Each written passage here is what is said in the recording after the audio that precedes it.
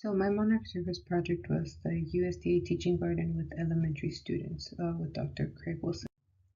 Now, Dr. Craig Wilson works for the USDA. He's from Ireland and he's a very welcoming and funny person.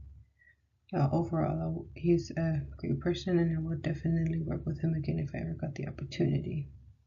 Now in these two photos, he was teaching us or kind of guiding us through the stations that we would have to take the kids through on the day of the event.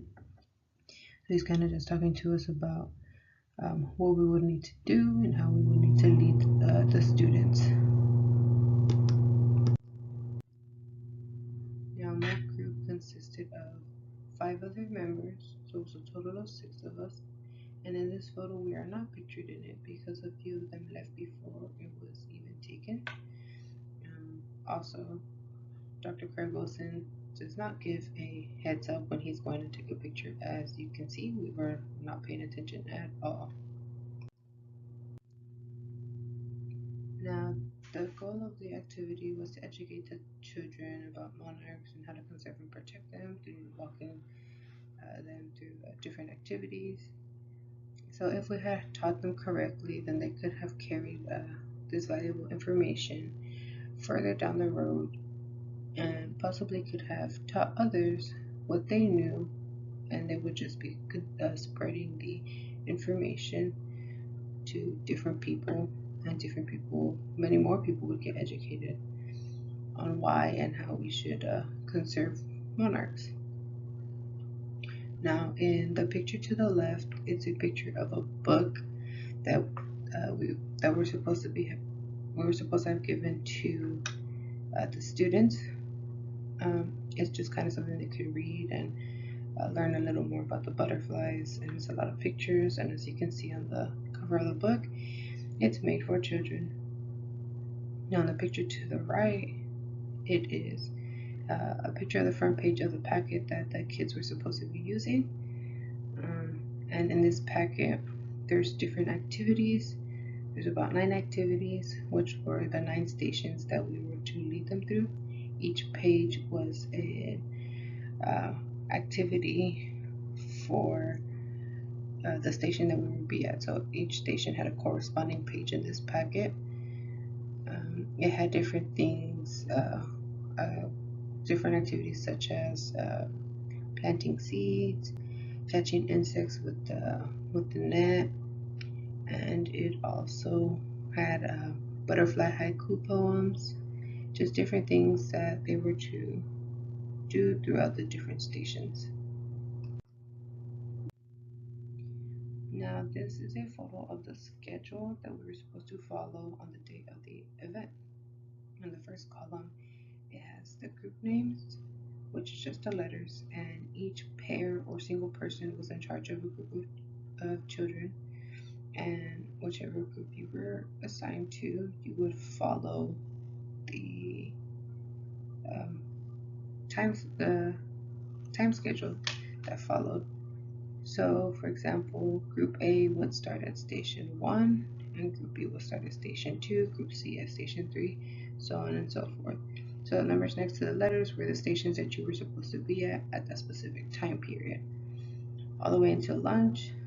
And for lunch, we were going to take the kids across the street to the park, have lunch, come back, and finish off the last 2 stations.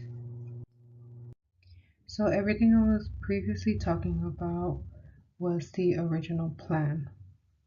But the week that we were supposed to do this activity is when it was raining every single day of the week.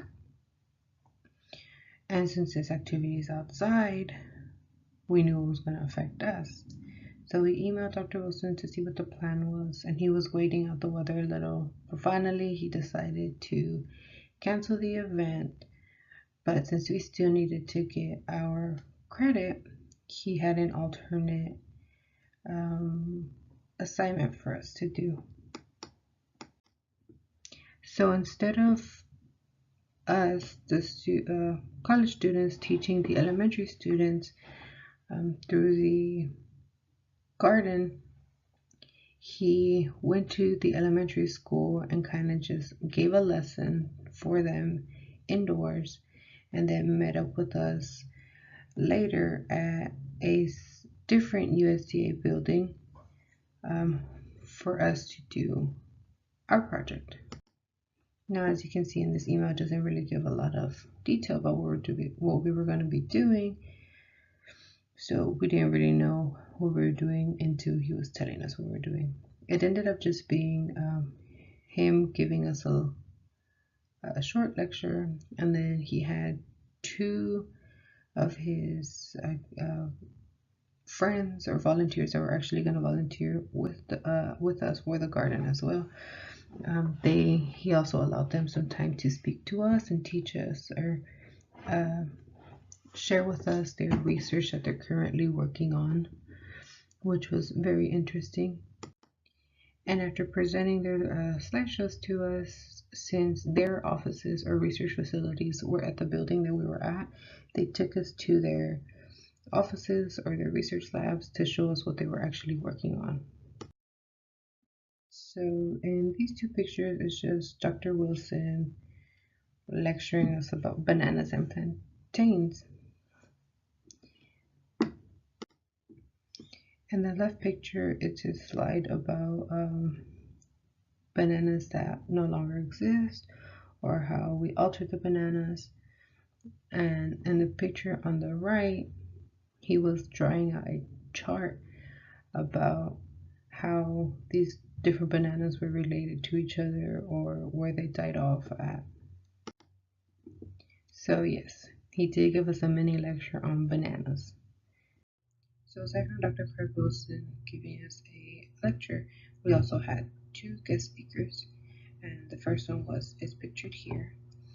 He works with insects and developing insecticides against these insects to protect the cotton plants, because there's a lot of insects attacking cotton plants, and we need the cotton. So after he gave us his presentation, he showed us his office where he has his pets, or just animals or insects that he works with. And you can see in these photos, these are different insects that he had in his office.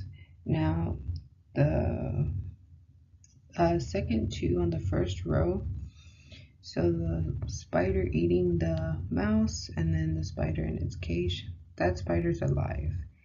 Now the first picture of the scorpion, that's an exoskeleton, and the picture on the second row, those are also exoskeletons. And the last picture on the bottom row is also an exoskeleton of a spider. Now these were all things that he had in his office, and he had several different things in there. There was different animals, roaches, it looked like there was beetles, just all different types of insects in his office. Now the cool thing that I will say is that we were able to see him feed his spider a mouse. I mean, it was sort of sad, but it's kind of the circle of life. They have to eat, so his spider ate. But it was interesting for me because I had never seen that happen. Honestly, I didn't even realize a spider can eat that mouse. Now, during his presentation, he showed us these pictures of pollen. Now, he actually took these pictures of pollen, and these are different types of pollen, which is very interesting because I didn't know that pollen actually looked this way under a microscope. Now, our second speaker, he works with the cotton plant itself. So after his presentation, he took us down to where he works and does his research, and we were able to get free cotton. We were also able to see the cotton seeds, and we saw a mini cotton gin, and he turned it on and showed us how it worked. So that was pretty interesting. Now he then took us further down to where he works and does his research, and in the picture to the left, that's the flower that is on a cotton plant. And then in the two pictures in the middle is the bulb where the cotton is in before it comes out of the bulb and it's actually the soft cotton. And the bulb is actually pretty wet, and it just feels like wet cotton. So it's not fluffy or soft yet.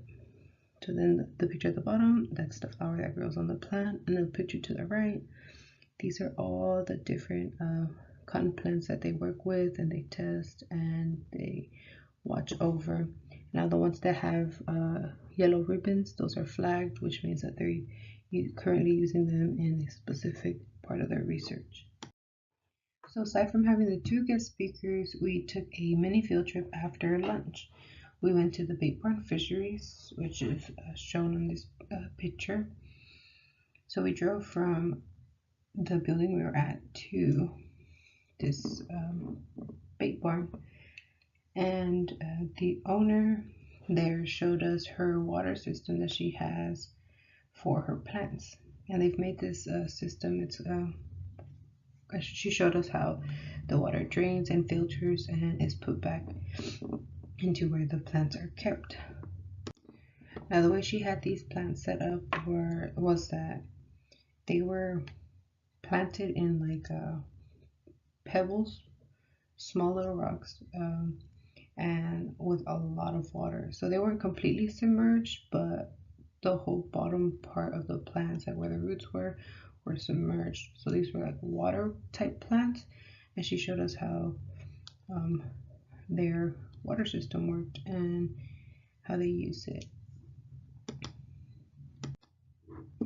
After showing us her watering system, she then showed us the actual fish part of their business and where they kept the fish, and she explained to us why they only have a certain type of fish and why it was okay to sell these certain types of fish. Most of these were invasive species, so it helps out by taking them out of their natural habitat.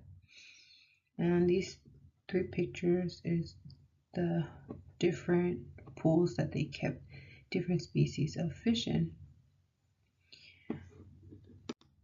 In the first two pictures, the fish were really small. They weren't nearly as big as the fish on the right. Now for the small fish, she grabbed a net and she would grab a couple in the net, and she allowed whoever wanted to touch the fish. And a lot of the people who touched them said they were really slimy. But I thought it was very cool of her to allow others to touch the fish. We were there for a little bit and we learned different things about her business, about the fish that they keep, about her different plants that she tries to grow. It was a very interesting trip here at the Big Barn Fisheries. But overall, I enjoyed it. So overall, this project was pretty interesting. It was really fun. My group communicated effectively through GroupMe. Throughout the cancellation of the original plan, we were always knew what we were supposed to do. We were always kept in the loop. We helped each other out. We met the due dates for things to be submitted. So everything that needed to be submitted was submitted, and we helped each other out, answering each other's questions, and we worked through it together. Even though we didn't get to do the original project, we learned new things through the alternate project. But I do believe that Dr. Wilson should continue the program with the kids to continue passing down the information, because in the long run it'll help. We can help preserve the monarchs and help protect them. Dr. Wilson is very passionate about what he does, and so he passes down great information that we can use. To end the day, Dr. Wilson actually also gave each of us milkweed to plant, to take care of, to grow, and to plant. That way we can provide more stops for the monarch butterflies, which I thought was really cool. And this project with this event was in October, and I currently still have my milkweed, and they are still alive. And he says that Dr. Wilson says that anybody is capable of growing milkweed, that it's really easy to keep and maintain. And I was nervous that I would be the one to not be able to do that, but so far, so good. So overall, this project was great, and I really, really enjoyed it, and I learned different things, and I was able to meet new people through this, and it was just a great experience.